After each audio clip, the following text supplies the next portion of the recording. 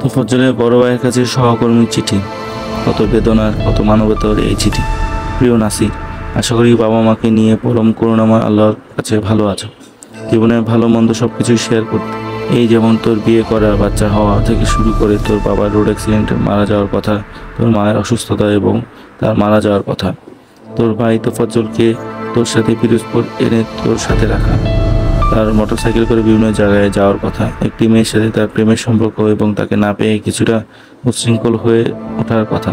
এক পর্যায়ে তাকে সংশোধন এবং সুস্থ করে তোলার জন্য কত চেষ্টা, কত পরিশ্রম, কত অর্থ ব্যয় করেছিস, কিন্তু ভাইকে সুস্থ করার চেষ্টা, টেনশন আর নিজের পেশার প্রচণ্ড চাপে নিজেই অসুস্থ হয়ে পড়লি। ধরা পড়লো লিভার ক্যান্সার। পরিবার সহ সহকর্মীরা মিলে শত চেষ্টা করেও তোকে বাঁচাতে পারলাম না। চলে গেলি আমাদের ছেড়ে পরম পরম করুণাময় আল্লাহর কাছে।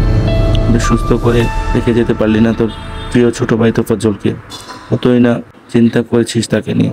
তাই এই পৃথিবী হয়তো মনে করে একটা অসুস্থ ছেলে যার বাবা মা বড় ভাই কেউই নাই, তার আর পৃথিবীতে থেকে কী লাভ।